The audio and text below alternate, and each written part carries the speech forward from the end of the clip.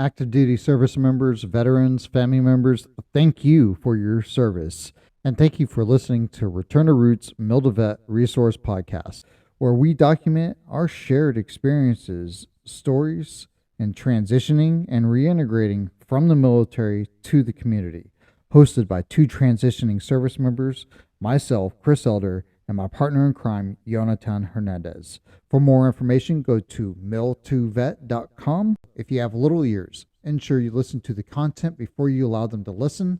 And if you are in crisis and homelessness, suicide ideations, or incarceration, dial 211 Courage to Call for assistance. Now, stand by for the sound of freedom.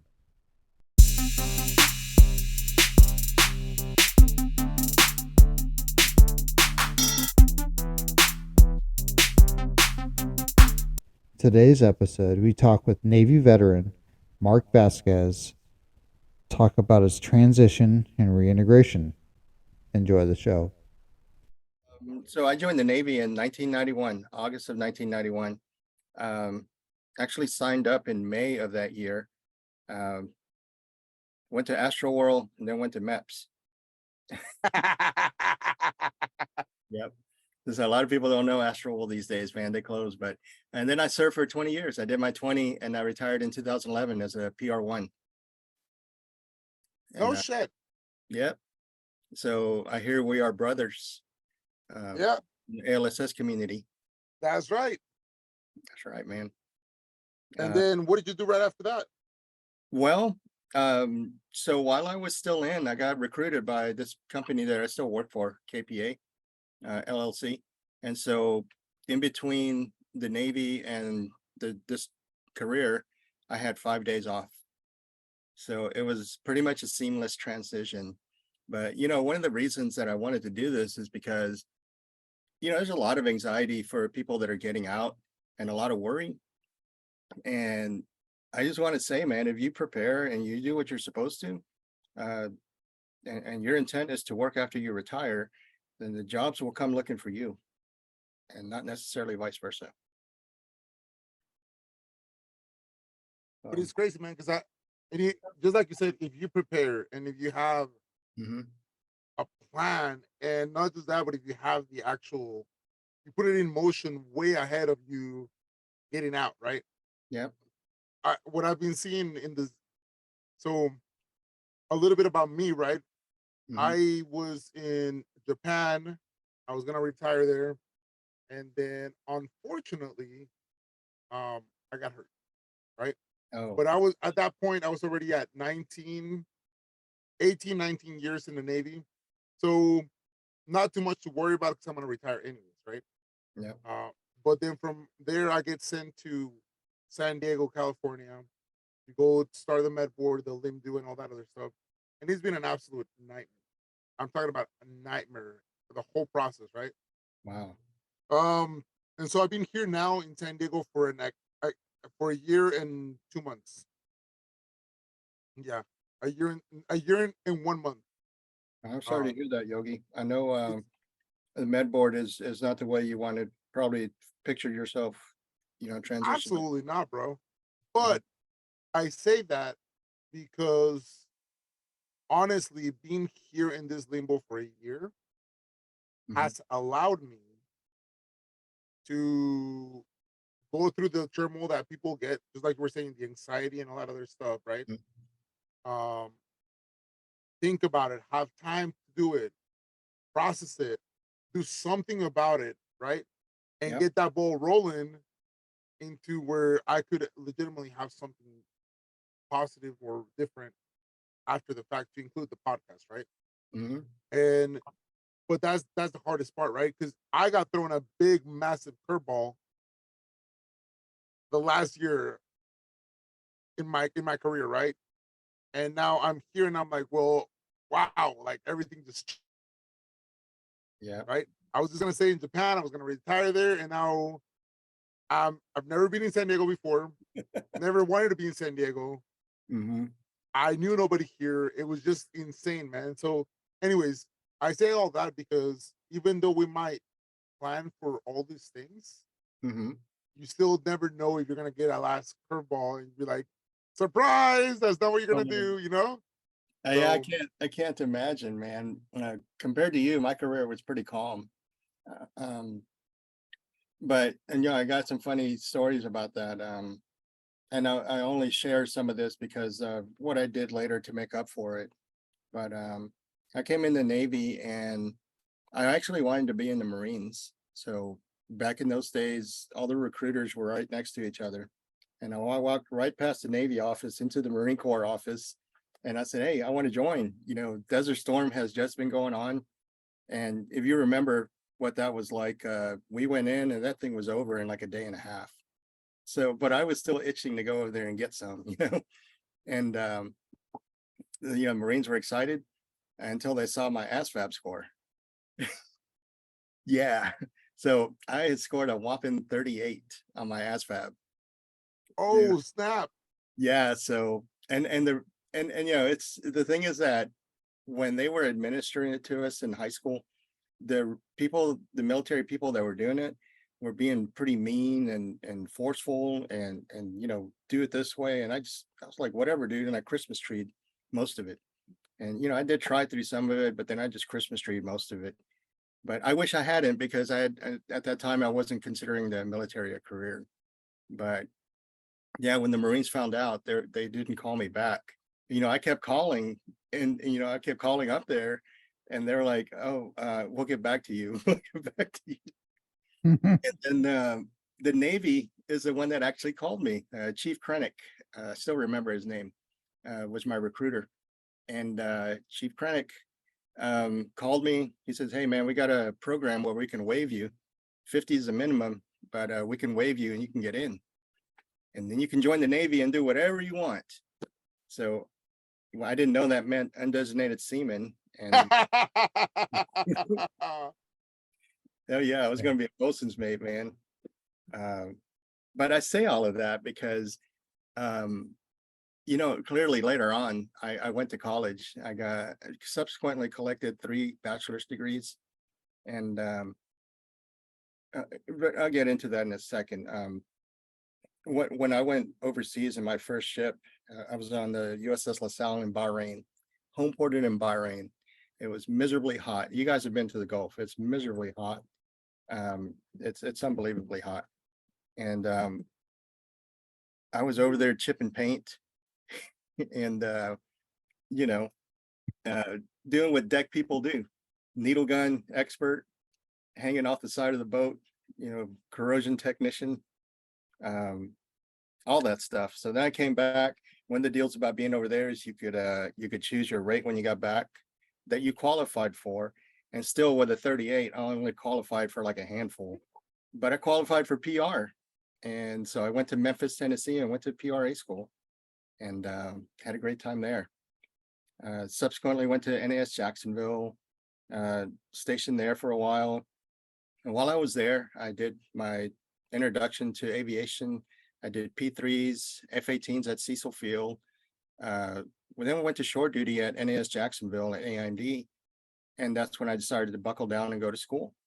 I didn't know what to do. I just went upstairs and talked to the career counselor. She told me about tuition assistance. And then I went to the Navy campus and they told me I could use my GI Bill, because by that point I had already completed my first tour and re-enlisted. And I went to school at ITT Tech, was my first one. That is back in the mid-90s. That was a tough school. It was advertised as an MIT education compressed into 2 years, and it was intense. It was 4 hours a day, no breaks around the year. It was year round for 2 years straight. You had like a total of like 3 weeks off the entire year, but not all together. And you learned everything from electronic theory to building circuit boards, programming, all sorts of math, science, things like that. 2 years later, got my first degree. I wasn't happy with it because it was a technical degree and not a whole lot of people were looking for technical degrees in that area. So I went back to school for 2 more years and I finished my Bachelor of Science in Electrical Engineering at UNF. And then because electronics engineering is so related to that, I went for another year and finished that one. Electronics engineering, a Bachelor of Science in that one. And so then I was ready to get out, 1999, ready to get out. And what I wanted to do was go work at NASA because we were so close to Titusville, the Cape Kennedy. And just something about space has always, appealed to me. And applied there and, did a bunch of applications, went through some interviews, didn't get picked up, didn't call me within the time frame. And so I re-enlisted. About 30 days to the day after I re-enlisted, they called me and offered me a job. And too late, I was already property of Uncle Sam for 4 more years. And so that took me into my, next sea tour, which is where I guess I grew up in the Navy. I started growing up. I made second class, made first class, ran into one of my first of many mentors that really shaped the course of my life. People like Master Chief Gabe Cantu, who was just a first class back then. But when I met him in Sicily, we were deployed to Sigonella, Sicily. He was at HC4 and I was in neighboring hangar. He would walk over every day and go, "Mark, what are you doing?" Because I would just be sitting there on, around that, where there's not much to do. And he would be like, "Come with me." And I was sitting back in my mind, I'm thinking, who is this guy? He's a first class. I got to do what he says. So I went with him and he would put me to work. We would be working on helicopter stuff. Sometimes I would be washing his helicopters for him, out on the wash rack. And I didn't even belong to that squadron. But the whole point was, you shouldn't be sitting down. You shouldn't be, not doing anything. And then at the same time, another AME1 transferred into our unit. His name was, what was his name? Mikey Harding. Amy C. Harding. This guy was a hardcore AME. And because PRs and AMEs are combined together in the P3 community, he was also one of those finger wavers, like "come with me" types. And before I knew it, I was spinning wrenches on the P3, changing valves, EDCs, that were fixing the air conditioner on the P3. I learned all sorts of things about it. And then I got interested in the engines and the mechs and what the mechs do. And long story short, I went to school. I got turn-qualled. I learned how to turn engines on a P3, which I know the P3s aren't around anymore, but if you can imagine operating 4 engines with giant propellers, that's a whole lot of technical knowledge that goes into that. You're not only flipping switches, you're monitoring like 30 gauges at the same time. And it's a huge responsibility. You got 4 spinning propellers out there. So that's what I did as a PR. And I was the only PR at the time who was turn-qualled on T56s. And So for the audience, sorry to interrupt, but for the audience, what a turn qual is basically everything that the aircrew does to the aircraft, the pilots, but on the ground. And then what we're doing is we're testing the engines, checking them, checking them, performing routine maintenance, and then sometimes just troubleshooting just to see what it could have possibly gone wrong in the air. Right. So go ahead. Yeah, we would run the engines up to test to try to duplicate gripes. And a lot of the gripes is a problem with the airplane. A lot of the problems with the airplanes you couldn't duplicate. And then some you had to do an operational check after the repair. Sometimes you would pressurize the cabin. Sometimes you would just run it up to a certain RPM and watch and make sure that the gauges did what it was supposed to and the oil pressure was where it was supposed to be. And sometimes we would take it out to high power, which was across the runway. We had to get a duty pilot to taxi with us. And I would sit out there maybe an hour, just, running it up to 1010, the firewall, making sure that, things were heating up and operating the way they were supposed to. But with that is a huge amount of responsibility and knowledge and studying. it was more challenging than just about any warfare pin that I ever went for. Because at the end there was a board of flight engineers and pilots who drilled me pretty hard, and I had to go to simulator, and I burned a lot of engines in the simulator, you know, because they were throwing curveballs at me. But that was exciting. Those two guys, Master Chief Cantu and Amy C. Harding, put me on the path to saying you don't just have to be a PR. You can sit in your shop all you want, or you can do stuff like this and make a difference and, you know, gain a lot of experience. And then I went to Japan for show duty. That's where I met ADC Nucho. Well, he was an 81 back then. I thought I was something, you know, I was a PR striking out of my rate. I knew 256, I knew the turboprops, and I knew electronics because I had degrees in electrical and electronics.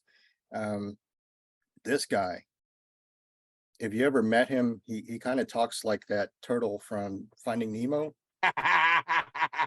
That is Nooch. And you would Nooch is swear, that turtle. and you would swear that this guy's been, you know, like hitting the doobie, but that dude is sharp. But it just, my first impression of him was, man, you need to go take a piss test, you know, just because the way he talks and the way he carried himself. But when he pulled out his PQS binder, he was qualified in every single work center at AIMD. I kid you not. That was an eye opener. I was like, this guy's sharp. And so he showed me a thing or two about what it means to get out. That was my introduction to production control or maintenance control, which is where, you know, you operate the entire facility. You're in charge of all the work centers and what they do. So then I went to Lemoore, and that's where I died in my in my naval career. I did Hornets and I did shore duty. The tail end of my shore duty was at VFA 122, which was a RAG. Ooh. Training command. Yeah, that's why my hairline is back here now, because that's not shore duty, man. It's You're not hanging out on the jet exhaust. That's what you were doing. That's why I got moved up. Yeah. It was oh my gosh, if you've ever been to Lemoore, that's quite an experience. I actually liked it. I went up to the Sequoias, you know, we go to the beach, we go up to the mountains, we went to Yosemite Park, did all that good stuff. But my shore duty ended in my 1 year out. I was still trying to make chief. I was still doing all the wonderful things in QA and maintenance control, all the things you're supposed to do. And it just didn't happen for me. So I got pulled aside and asked to make room for somebody else. And of course, it wasn't really asked. I went to go to the safety department. I became the safety PO for my last year in VFA 122. And I went upstairs and worked with a safety officer, where I wrote the first fall protection program for the Navy, and did confined space entry, did some changes to that program, and got some introduction into the safety field, which is where I am now. It kind of turned it into a career, and I'm now a professional risk management consultant or a safety consultant. So I kind of want to stop you there. I want to paint a picture to everybody that is listening to this. So a lot of people that are in the aviation community for the Navy side probably doesn't understand what happened to Mark. All right. So Mark was put into the safety department, and I'm not saying that this happens all the time, but there's a certain stigma that's put on to the person that gets put into the safety department. Not the correct stigma, in my opinion. And I never, thank God, ever viewed it this way. But Yep. typically people did not put people in there that were going to get a lot of energy. Yep. Towards. So usually they were put there to go out the pasture, essentially. So it's Mark is when you went there, you probably had that whole entire cloud over you, but you just told me that you just said, screw that, I'm actually gonna make this be a great opportunity, and you started doing the fall protection, which over at VFA, it was at VFA 122 when that happened. Yes. So, and implementing something like that in a squadron, a fighter attack rag squadron, which means that they are essentially a puppy mill of all the air wings, Right. where they send all their new pilots to get tested out after they get from flight school flying the T-45s. They come to see if they can pass and be a fighter pilot. That's essentially what VFA 122 is. So just imagine this. They got somewhere around 100 jets or so, if and they have a lot of people coming in there, filtering in and out, and you're the safety there. That's a big responsibility. Yes. That's a big responsibility. You actually have a huge safety department there, or there should be. Yeah, so I'll Nice talk on command. that a little bit if you like. So the safety department, like you said, was huge. We had 110 at the time, 2010, 2011. We had 110 jets. And at any given time, we were lucky to have 35 in an up status. Every single hangar bay, Her Majesty Hangar Bay Queen was there. We robbed parts and provided the fleet with everything they needed. And we had somewhere in the neighborhood of 1,100 sailors and civilians and student pilots. It's a teaching command for pilots, like you said, pilots in Rios. The thing I learned about that is you can work yourself to death. We work nonstop, sometimes 12 on, 12 off, sometimes 3 shifts, but that command is always operating. I went to night shift, I went to day shift, I worked around the clock, went on detachment to Key West, which I know sounds like fun, but when you're going there every other month and you're supposed to be on shore duty, preparing to retire, it's kind of a lot. But yeah, constantly walking around, being that guy, say, put on your cranial, don't get too close to that edge, that sort of thing. Checking all the fire extinguishers, fire suppression systems, the halon, eye wash stations, exits, stairs, trip hazards, nonstop, up and down the hangar, working your tail off. But like you said, a safety PO is a stigma. It's one of those where you put people out who are not really going anywhere and just kind of finish out your tour, or you put new people in there to kind of familiarize yourself with the systems or the platform. Hornets is a prime example of where they like to put people who have never worked in F-18s. They like to put them in safety departments so that they kind of get an introduction to the flight deck, but you're not really working under a jet, or you're not in danger per se, and you're just kind of getting familiar with it. There's a stigma because that's not typically where you're going to really advance and stand out. It's really hard to make something worthwhile out of the safety department. I might throw a plug out there. It's a stigma, maybe not necessarily for the rag squadrons as much as the smaller commands that have like 10 jets or 5 jets. Typically those safeties, not always, because there's the ones that like go, you know what, I'm going to go full on this, and they may be a full systems QAR and they got an opportunity to go into safety. So, which in my opinion is what you want in safety, a full systems Yes. So quality assurance representative. thanks to safety, I actually had some experience in the Navy that translated to an outside skill. You think about it, and Yogi may have a similar background. There's not a whole lot of call for people who can rig and pack parachutes on the outside, or ejection seats. The Batmobile, there's only one of those, and there's a bunch of Yogis retiring. So the ejection seats, ALSS, that sort of thing is a very specified field. You can operate a sewing machine somewhere, I guess, if you want, but that's not really for me. I don't Right. know. You guys do look like beautiful seamstresses to me. Bitch. So you know, Mark, it's funny. You were there on detachments when Hmm. I was there.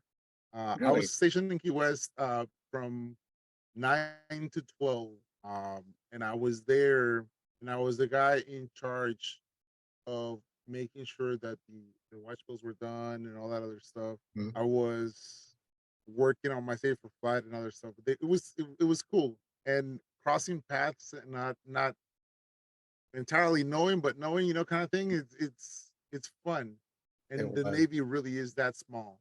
It is. It's amazing. And I'm grateful for Key West because I've gone on vacation there since then. And it's great going on vacation there. It's great, not staying in the barracks. you know, You're looking at that Fly Navy establishment over there going, I'm glad I don't have to stay in the yeah. cockroach motel. Hmm. Oh yeah. I mean but some I have stayed there since too, just to save money sometimes and to have more money to spend fishing or chartering a boat or something. But yeah, that's the wonderful thing about the Navy is all the places you get to go and all the things you get to do. But the reason I wanted to talk about safety was because safety is what allowed me to have experience in what I do now for a living, which is facilities hire me to come in and basically write safety programs like emergency response, hazard communication, all the NAVOSH stuff that, a lot of people used to just kind of pencil whip, so to speak. Emer- you know, where do you evacuate to? What are your emergency exits? How do you operate a fire extinguisher? That sort of thing. Lots of basic things. And so that's what I get hired to do, amongst other things. Um, I wanted to let people know that if you find yourself going to the safety department to really learn about the programs, and because all of that directly translate to OSHA standards or EPA standards, the CFR 29s that they call them, or the CFR 40s. All of those are federal guidelines or directives actually on how to work safely. There's tons of programs that fall under that. And then for the EPA side of it is how to handle hazardous waste primarily and how to contain all of your chemicals safely. Things like writing spill plans, things like properly managing your petroleum products. Um, you know, you ever heard of somebody like dumping a bucket of oil into the storm drain? How big those fines are. People hire me to come in and do that sort of training so that the facility owners and the business owners don't get big fines for all of that stuff. So speaking on that, how do you say, or is there a big difference between the aviation community that we practice all the QA protocols, safety, Mhm. and would you say it would also apply to the ships and the submarines and all the other platforms that the Navy carries? Roughly. So NAVOSH and OSHA standards are very close. A good example I'll give you is fall protection. Uh, Fall protection, when I was in the Navy, used to have a 6 foot minimum uh, distance that you could fall before you would have to implement fall protection. On the civilian sector, it's 4 feet. You know, human beings are human beings. We're in hazardous environment and we can get injured doing the exact same things around the world. When you step outside of the United States shores, you have ISO, the International Safety Organization, which is like OSHA. And a lot of European countries use ISO standards, which are very similar to OSHA standards. So whether you're offshore or you're in the Navy or you're in the Marine Corps, and you have some form of military safety standard, it's all going to closely relate to the civilian safety standards. I'll tell you another collateral duty that people kind of get put into but don't really like is corrosion control. Nobody likes to be out there in a hot hangar base sanding jets and painting and doing stuff like that. But let me tell you, the respirator fit testing and all that stuff. If you had any idea how much a painter makes in a body shop, you would jump on that opportunity in a heartbeat. In a town like Houston, there's a shortage of painters, experienced painters. Those guys are walking in the door upwards of $85 an hour, guaranteed. Plus there's commission on how much vehicles you paint or how much you produce. And it's just an example. If you go to places like some of my district is down in Corpus Christi, Texas, it's kind of an island because there's not other towns or cities nearby or major towns. I think the closest one is San Antonio, about 2.5 hours away. And if you're a painter in Corpus Christi, you're going to make big bucks. You can, if you don't like where you're working, you can call another body shop and say, hey, can I come work for you? And before you finish your sentence, they're going to be like, yes, bring your toolbox, bring your paint guns, let's go to work. And you have a pretty much guaranteed job there. So things like corrosion control, your introduction into paints and respiratory programs and things like that, is all relative experience that can easily transfer to the outside world. That will get you some pretty good employment if that's what you want to do. Yeah, those schools and all that experience out there, there's so many opportunities, and not just in Corpus Christi, but also working in like the Sound over here, up where I'm at. There's a lot of jobs that's looking for painters and stuff like that. And Yep. I was at the Camp Pendleton job fair that they had, and they literally had a paint booth guy. I was just sitting there saying, hey, like, you want to make a lot of money?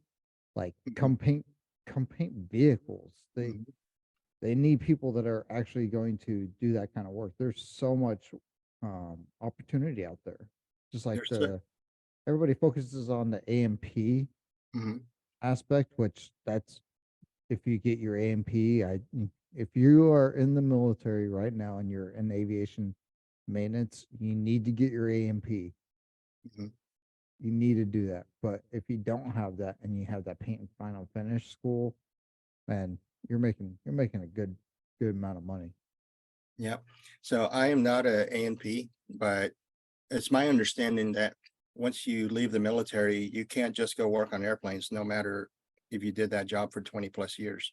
You have to have your AMP certification or your license, airframes and power plants.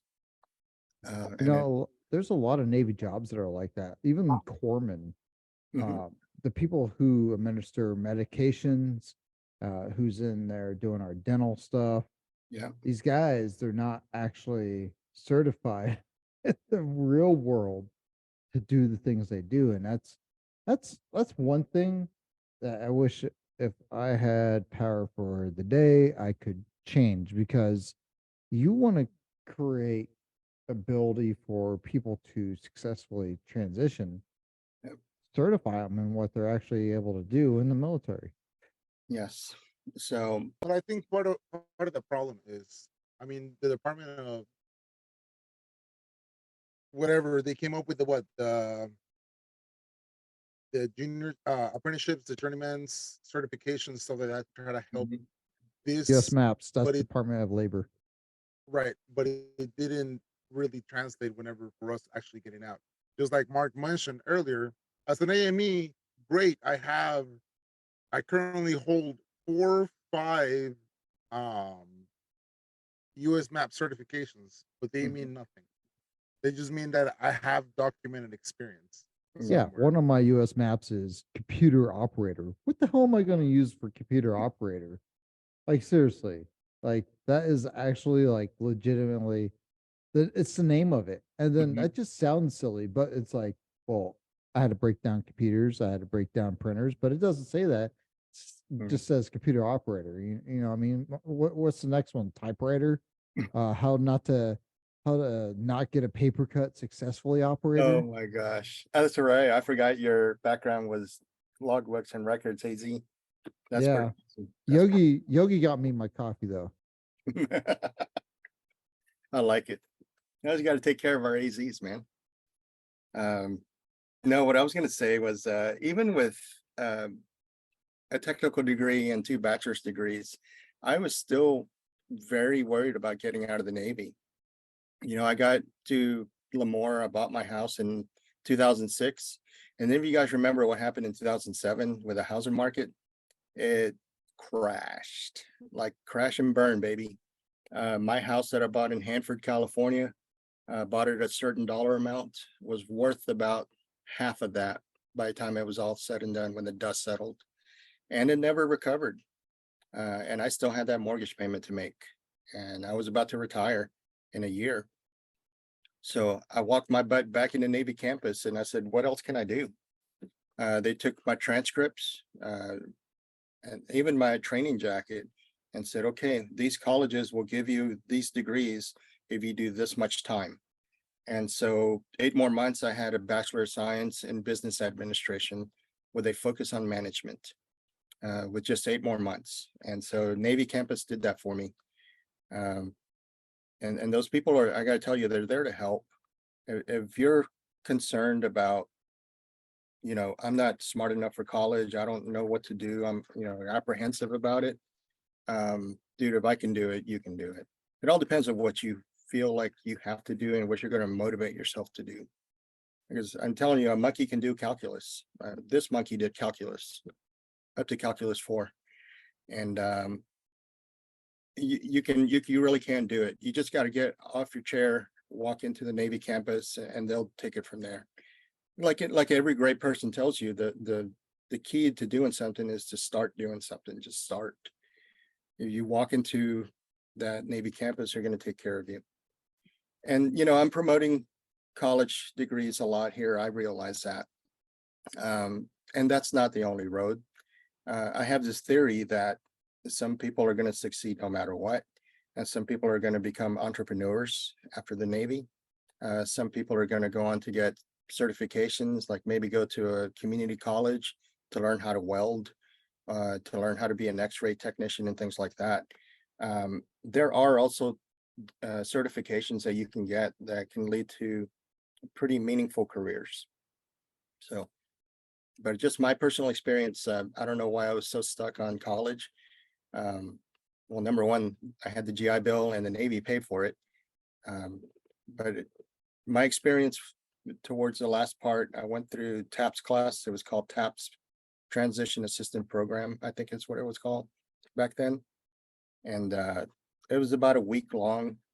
And I got to tell you, they did almost nothing to help me prepare to get out. And I know that so many veterans from that time will tell you the same thing. The one thing that I did get from it was I learned that I could get a disability rating, and I learned that I could start applying for disability. And so I started that process 6 months out, and subsequently did get by the time I was retired, I had a 70% disability, just based on things here and there that, you know, you don't get too injured sitting inside a paraloft and, you know, not doing a lot. But I did have some things that did go wrong with me, and I did have some injuries that needed to be documented. And then the funny thing was, a lot of people may remember monster.com. It was a place where you could put your resume. About 3 months out from retiring, I think it was around February timeframe, I put my resume on monster.com, and about April, this company called, and about that time, other companies were calling. And one of the things I also learned was that when you're out there searching for jobs and using these filters, a lot of jobs that you may be looking for require bachelor's degrees. That's a sad fact, but the door's not even open if you don't have a degree. I think that's a horrible, not the best way to do business, because you filter out a lot of good people. But that's what you're looking at if you go out into the world and you start filtering and looking for jobs in different job sites and recruiting websites. If you don't have a bachelor's degree or some kind of college or X amount of years of relevant experience, then, you know, these computer programs are not even going to look at your resume. Right. The company called, I went through a 6-step process to get hired. Got hired in June. I was still active duty. Traveling from Lemoore to Los Angeles to do interviews and take exams. I got hired. My start day was July the 5th. And I got out of the Navy 5 days prior to that. End of June was my EOS. I was on terminal leave until August. And from the time I was 19 years old and signed up to join, never had a day off. I had 5 days off in between that. And that was basically it. I really enjoy this career. Basically went from E6 pay to O5 pay overnight. It's a really good company to work for. You can make more if you're motivated. If you like sell, you can sell. But I just like helping businesses. I like helping people. I really get enjoyment out of people who are in trouble, people who've had injuries or fatalities on their work sites.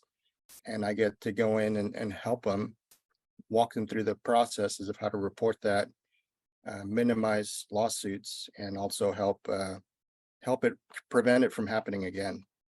What's the name of the company that you're with now? It's called KPA LLC, Kilo Papa Alpha, KPA LLC. So it used to stand for Kip Prohl and Associates, and it started by a retired lieutenant commander in 1986. And since then, it has grown to a nationwide company. When I joined in 2011, we had about 300 engineers nationwide. Now we're quadruple that, maybe more. We have different lines of businesses. We're in safety, we're in HR. We also do sales and finance for car, what do they call them? Auto dealers. So when you walk into the showroom, you know, all that stack of paperwork that you have to sign when you're buying a car, there's a process, there's a lot of legal things that have to be done in a certain way, down to the way that you advertise a car, that if you don't do it correctly, you can get fined a lot of money. So we help dealerships do all that correctly. 3 different lines of business within KPA. You would never think that having to sell a car requires that kind of scrutiny and precisiveness. That is fascinating. That is. It is. I learned that if you have $10,000 in cash and you hand it over as a down payment, they have to fill out a special form and call Uncle Sam and say, hey, this guy's got this much cash, and you can be investigated. It's a big red flag. Wow. Yeah. But that's not what I do. I'm familiar with it because I work alongside a lot of those consultants.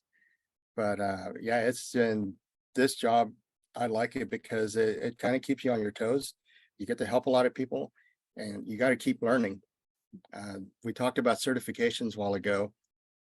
I can tell you that you and I both know what 2 + 2 equals, right? Equals 4. If you're going to put that on a piece of paper, that means something, like a spill plan. You have to have a certification in order to sign that. Kind of like signing for CDI, you know, or signing for QAR, signing Safer Flight. You have to be a licensed engineer to sign something like that, or you have to have a certified safety pro certification to sign or do certain processes.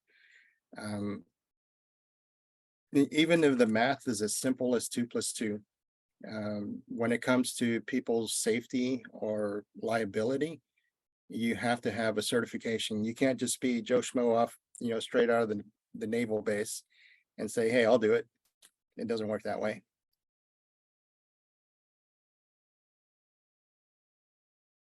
So, like, walk me through it, man. So you said that you went from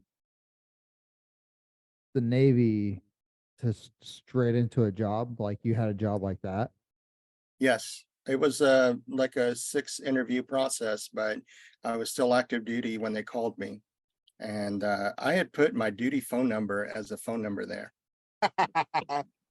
So when I answered it, I was like, PR1 Vasquez, VFA 22 safety. How can I help you, sir or ma'am? You know, that whole spiel that we do. And they were like, "Oh, this is a recruiter for KPA," and she was just chill civilian talk, looking for Mr. Marc Vasquez. Nobody called me Mr. Marc Vasquez back in those days. Um, but yeah, that's how that started. She kind of went through my resume, and she was just a recruiter. My next phone call was from the guys who were in charge, the managers in charge of the Los Angeles office, a guy named Joey Moctezuma and Brian Davies.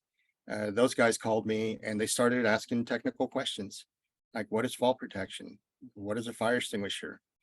What is a MSDS? Even though MSDSs don't exist anymore, back then they did. Can you tell me 3 things you find in an MSDS? And I was able to answer all those things because I was in safety.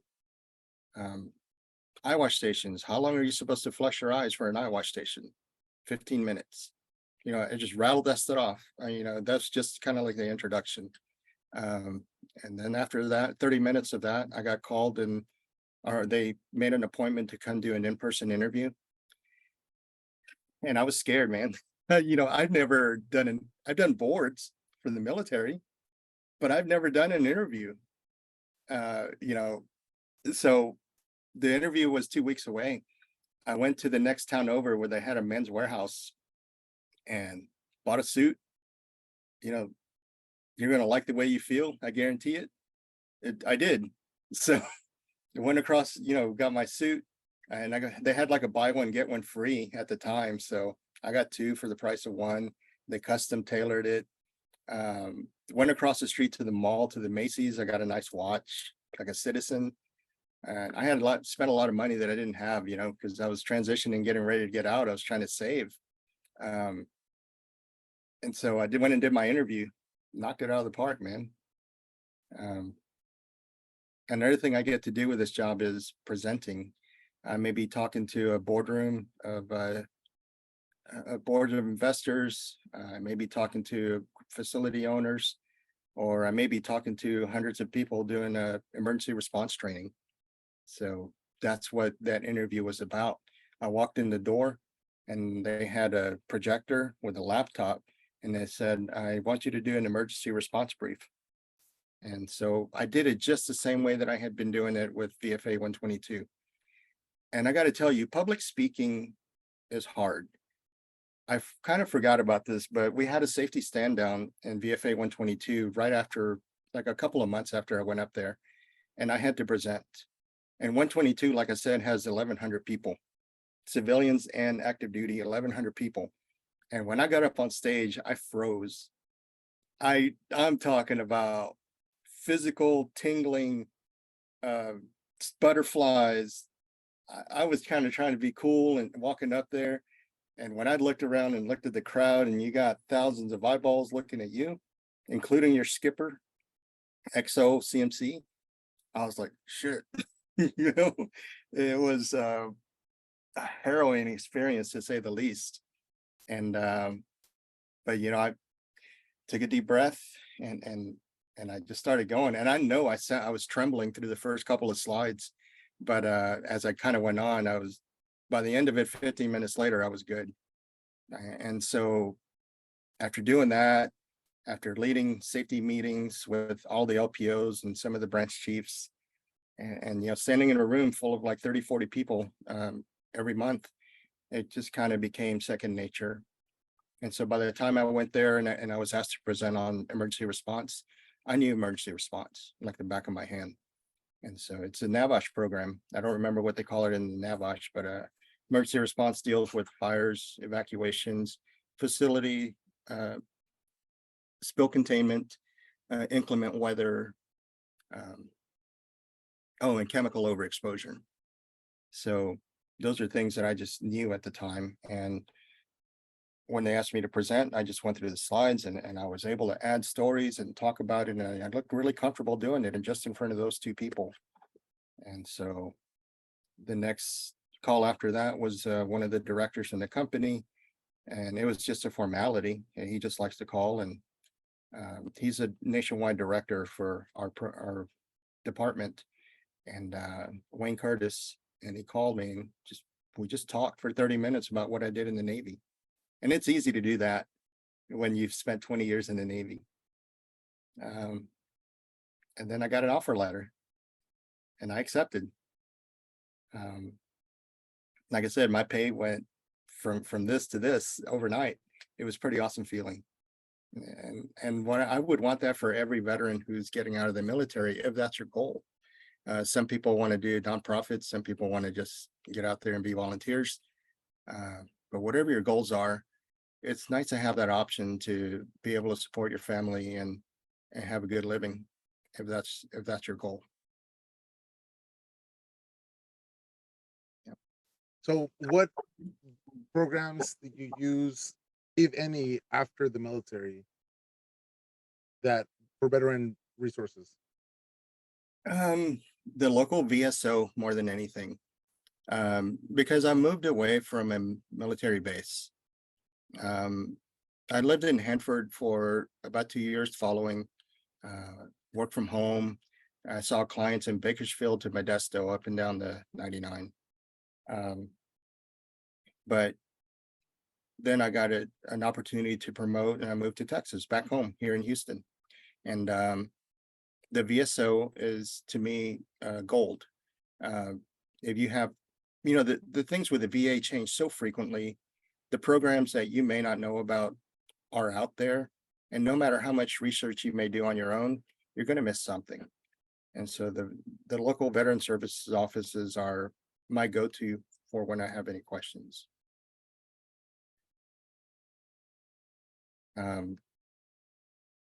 As far as programs that I've benefited from, just any VA related program, going down to the VA hospital and signing up and having your ID card, that's a big plus. Do you know what it costs to get a CT scan if you don't have insurance out in town? Or if you have to do a copay, it can cost upwards of $1,000. If you need surgery, $1,600 to $2,000 copay. That's if you don't have TRICARE Prime. If you have just TRICARE Standard, yeah, that's a lot of money. If you go down to the VA and it doesn't cost you a dime. You have to get on the schedule and you have to do it. Hopefully it's not something that you need right away. But yeah, all of those little minor outpatient screenings and things that you'll need as you get older, they don't cost me anything because I go to the VA sometimes. You mentioned towards the beginning of this Mhm. that when you were in TAPS, it did not give you what you expected for it. And I kind of want to recircle back to that statement because I think a lot of people think TAPS is going to be the end all be all of what Mhm. you need to transition out. And the problem is that's not what TAPS is designed to do, right? It's designed to feed you information, and that's about it. Get the little checkbox. Like, okay, did we provide you the information? Cool. Did they understand it? That's not part of it. That's not on here. I Yeah, provided it to you. Doesn't mean you understand. And I know some of these TAPS classes or TRSs, um, they do their best to give you a personalized transition class, but problem is that they're only allotted so much time. yes. And you're in there right now. It is 3 days. You're in there from morning till afternoon, and the old TAPS class where you used to dress up one of the days and you do an interview class, like that doesn't happen anymore. Yeah, we didn't do that either in 2011. It's interesting. Because I remember I attended it in 2009. We did that. Oh, did you? Wow. Yep, yep. We did that, and then the most recent one I took, they don't do that for the TAPS class, but you can attend these additional classes. And going through, there's like the command I was at was a large command, and my per counselor was like, "You are the only person that actually wants to attend these." Not as a not just saying that I'm a pain in the butt, but they're saying like it's kind of scary that people aren't taking advantage of these additional classes and additional resources out there. Yeah. And there's so many resources. I bet you if you would have known some of them, you probably would have checked it out. But man, it sounds like you had a smooth Uh, transition, which is awesome. So I'm and hoping I'm I couldn't pray for anything better. yeah. It really was just kind of landed in my lap. And the thing is, when you have the experience, you're a veteran, and you have education and certifications, the jobs literally come looking for you. Um, I've had multiple job offers just show up in my inbox, or offers to come interview, and that's a good feeling. Uh, People like Raytheon or Schlumberger, the oil and gas companies here, Exxon Mobil, BP, uh, and there was another one I can't remember, a major corporation, Halliburton. We've all heard those names. We're kind of familiar with those companies. It's nice to when the recruiters reach out and say, "Hey, we want you to come interview for this position." Kind of like where I'm at, but what I want veterans to know is you can work your way from a 38 ASVAB to, 2 engineering degrees, a bachelor's in business administration, and some safety certifications, and you can become very, desired in the workplace. The 38 ASVAB, though, I don't know if I'm ever going to live that down. I If it think makes you feel any better, you're not the lowest no that's out there. oh my gosh, I'm surprised the Marine didn't hold a mirror up to my nose to see if I was breathing. 'Cause, I mean, once I joined the military and I was looking at what you can do, uh, but the scores that are required, man, it's not a whole lot. Nothing technical for sure. Like we don't want you touching rockets and missiles and computers. We don't want you touching none of that stuff. Yet they still trusted you to pack chutes. Yes, I don't get it, but in ALSS, it's step by step, monkey see, monkey do, and third monkey checks what you're doing. So it's not like you can really the percentage to ability to mess something up is very low. It's when the senior people skip steps that things go wrong. Like you guys have heard of QDRs, quality deficiency reports. These messages that go out and you have to down the jet because you have to check a parachute or a seat pan, you know. Armchair CDIs. You know, speaking of it, it's usually PR stuff. It is. It is. And it's usually from AIMD or from somewhere else like that because they are doing it. And for our audience who doesn't know what a CDI is, it's a collateral duty inspector. That is a very, very serious job because what you're doing is you're supposed to be a master of your maintenance expertise. You're also supposed to know the publications Yeah. and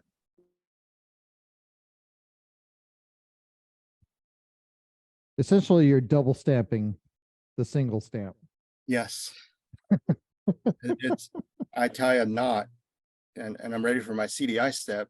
And then that guy comes over here and says, okay, that knot is good. Proceed to step. Yeah. And then you'll have the triple stamper, which is your CDQAR, or your which is your collateral duty quality assurance representative, and then you'll have your quality assurance representative. So you could have a double stamp, you could have a triple stamp, or you could have a quadruple stamp. There's a lot of stamps involved in here. And before stamps, it used to be crimps because you used to have a professional tool that you would seal your name to it, saying "I did that," I remember and that. for the life of whatever the equipment that was. Mhm. Yeah, you're right. The lead seals with the crimps. I remember those. Man, that's been a while ago. You're old school. I'm experienced. We'll have one of these pretty soon. Man, Once I retire, I'll let it grow out. there you go. Yeah, but that was my story, man. And you stay in school, let the Navy pay for it, get your degrees, be prepared when you get out. You know, it's not a nice world out here as far as employment goes, and the economy dictates a lot. Inflation is unrelenting. Not to try and scare anyone, but you know, if you're looking at getting out, be prepared. Don't just get out and say, "Hey, hire me." That may not happen. But Mark, I'm just gonna go to school after this. That's my plan. Yikes. I think the 9/11. So I had the Montgomery GI Bill. I think the 9/11 GI Bill would take care of you a little bit better while you're going through school. You might be able to, you know, live a little comfortably and go to school afterwards. I'm not really sure what the dollar figures are there, but the Montgomery GI Bill would not have allowed that. And I actually used my Montgomery GI Bill while I was on active duty at UNF, University of North Florida, and I burned through it in about three and a half years. So, but you know, it's well worth it. I got my education, and I had no problem transitioning, thankfully. So what's some good sea stories, man? I can't let you go unless you tell me some great sea stories. I know you got them. You got 20 years of experience. You know, you might be a Um, seamstress, but I'm sure you got some great stories. you know, my best times when I was part of a small detachment, we had what we call the A team, and because Master Chief Cantu and Amy Chief Harding had kicked me in the rear and made me get out of the shop and learn stuff, I became part of the A team. We would go to Azores, we would go to Sicily, we went to El Salvador, Panama, Puerto Rico, and it's just a small group of us who were cross trained to do other things. And I'll never forget one of the most challenging things I ever did was what they call a man on the stand turn. Are you guys familiar with that? Imagine a giant spinning propeller and a guy standing right behind it doing engine checks. So this is my best friend at the time, Hector Medina, 81. He's now a retired chief out of Norfolk, or senior chief. He was the man on the stand. He's my good friend, and I'm turning the engine and I'm feathering the prop, watching the gauges so that, you know, that doesn't suck him in or blow him backwards. And I'm sitting here just tweaking and sweating and looking. And because this thing's turning at 1,000 miles an hour, and he's standing not 2 feet from it, you know, doing engine checks. That was probably one of my most scary situations that I can remember in the Navy, and most exciting, you know. The things And really matter. can you explain what feathering Oh, means? yes. Yes, I'm sorry. Feathering. Feathering is the position of the propeller, what they call pitch. So in the T56 prop engine and the E2 now, the engine spins at a constant RPM. And the way that it produces power is by increasing the bite of air, or the pitch. So feathering the propeller is just changing the pitch of the propeller. And I was trying to get it so that it wouldn't suck him in or blow him backwards. It was perfectly up and down, biting no air. And I was watching my gauges and looking outside at like the little flag on the stand to make sure that it wasn't blowing too hard. And so when I gave him the green light, that's my best friend about to go into potential meat grinder. If I sneeze and I move that throttle, he's going backwards or he's getting sucked in. That, you talk about trust, you know, that's Yeah. a big trust. And my best friend down there walking into that propeller, that would have been a nightmare for me. So that's And the things I did enjoy about the Navy, is we trust each other, and the people that you work with are like no other that you'll ever encounter. Well, with that, let's go into the final round. All right. Any save rounds or alibis? What are alibis? Anything else that you have that we haven't spoken about? Anything Oh, new? let's see. I think no, I think we covered it. I think we covered it all. Hmm. Yeah. If anybody's interested in the safety field, look at online at bcsp.org, Board of Certified Safety Professionals.org. You can do online classes. You can see what you qualify for. You can do an OSHA 300, I'm sorry, OSHA 30 hour. You can do construction, general industry, and you can learn more about this stuff just by doing a little bit of research and investing some money in some courses. All right, now that we're in our save round and alibi round, let's go in and let's get these final questions knocked out. Sure. What books or podcasts do you recommend Man, I am a transitioning service members? yeah, I am a nerd. I like Neil deGrasse Tyson. I like his books. The latest one called Starry Messenger. I saw a meme on Facebook not that long ago that talked about a UFO rolling up his windows when he drives by Earth. And Starry Messenger talks about stepping back and taking a huge perspective of the planet Earth and how our differences that divide us actually mean nothing when you step back and look at the totality of Earth. If a stranger like a UFO, Martian, or extraterrestrial life form were to land on Earth, they would wonder, why are these people starving and why are these people have so much? You know, why are these people hurting and why are these people living so well? Why the disparity? You know, and all the things that we kind of hold near and dear as values really mean nothing when you're talking about the totality of human beings on Earth. So Neil deGrasse Tyson is somebody that I follow. Anything that's a podcast, I usually listen to it on the road when I'm driving to a client and back. And I've also have an audiobook subscription. I've listened to improvement books, things about dieting, which I've yet to implement, you know, healthy diets, but I know about some dieting. I mean, hey, if dieting is eating pizza and donuts, count me in. I'm dieting. Right? Yeah, it's a form of a diet, right? I It is. mean, it really is. You know, hey, you know, my cardiologist may not like it, but hey. Mhm. Yeah, it's all fun and games, you know, when we're young like we are now, but we got to take care of ourselves. And so I'm changing gears and trying to get back in shape like when I was in active duty. Um, audiobooks. I have a subscription to that. Just listen to just about any audiobook that I can.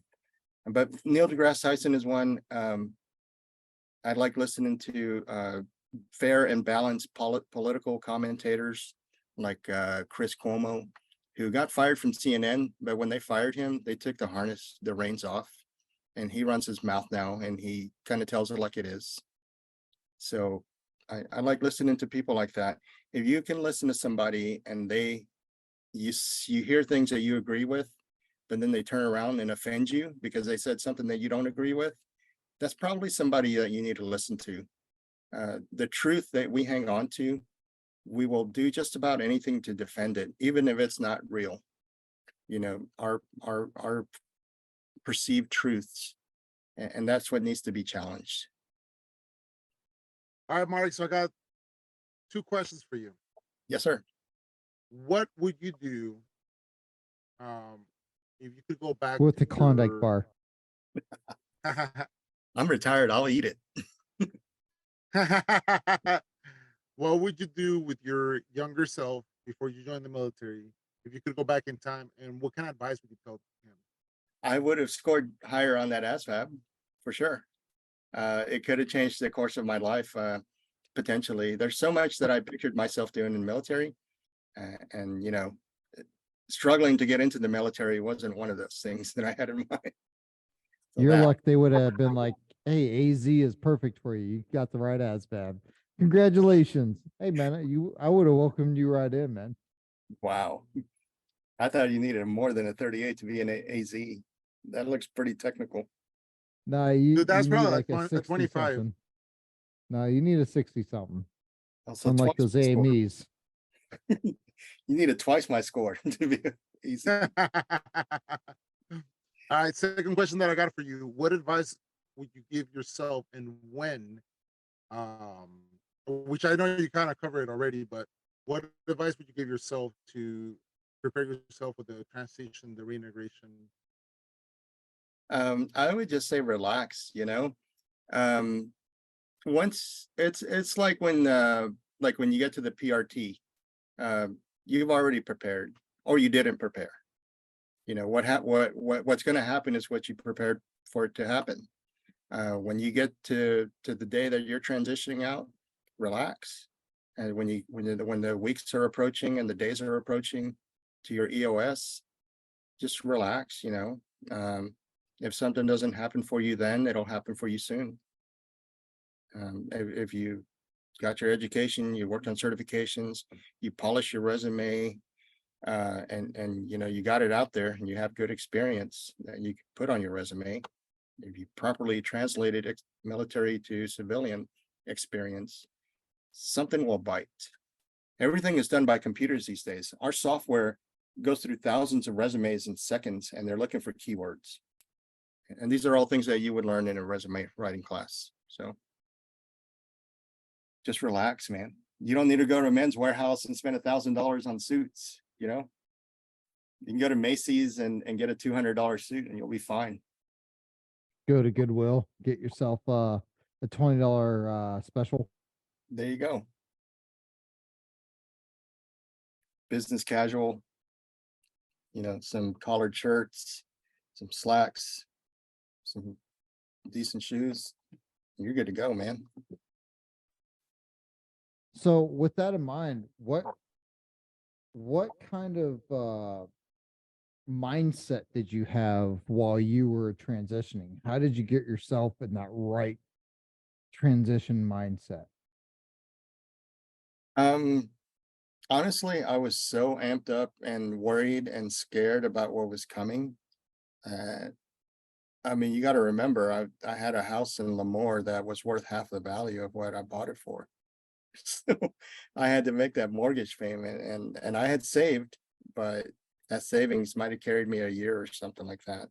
And I was apprehensive. I was looking for work, and but something happened when that 3-month time frame before I got out. I uploaded my resume into monster.com, and within a week of doing that, I started getting phone calls.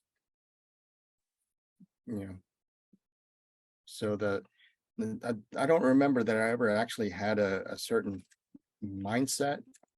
I would like to seem cool and say, yeah, man, I prepared. I had it under control. Not this guy. I don't know how to relax, man. When I know that there's something that has to be done, especially where my livelihood and my family is involved, that's afterburner for me. I'm going to give it everything I got to make it happen. That sounds like a mindset to me, man. You had a mindset of there was something that needed to be done, and you went out there and did it. You took care of your stuff. You worked it, and the job didn't just happen. No. The job was there because of all the stuff that you did, and your timing happened to be impeccable. So that is it. Time plus preparation equals success. That's true. That's great. That's great, man. So for our Mil2Vet Return to Roots audience, how can they get a hold of you? You are welcome to call me or email me. My email is mvasquez, V as in Victor, ASQUEZ at kpaonline.com. Or you can call me. I still have my Lemoore phone number. It's 559-381-8712. I would love to talk to any veteran. I would love to be a personal reference for you. If you're going to apply for my company, even if you don't have a college degree, a lot of the times, if you have any kind of experience, I can sometimes help people bridge that gap. and get you in front of a manager and get you an interview at the very least. Mark, we want to thank you for coming onto the show. We want to thank you for your time, for your mentorship and your guidance. I know Chris and I are going to be reaching out to you. We've been talking a lot of very eloquent words. Yeah, that's one way to put it. That is- But no, seriously, man. Thank you so much. Thank you for sharing your knowledge, and thank you for being here for our audience, so that we can help them grow and be part of the change that we want to see in the world, man. Like, Awesome, man. seriously. Well, thank you too for what you do. I appreciate it. Yeah, man. Hey, thank you so much, man. Again, Return to Roots Mil2Vet family. You guys just heard a very successful transition story. They're not all like that. And here's the thing, it's not all rainbows and unicorns out there. And it's your transition. Take charge of it. Return to Roots. Out.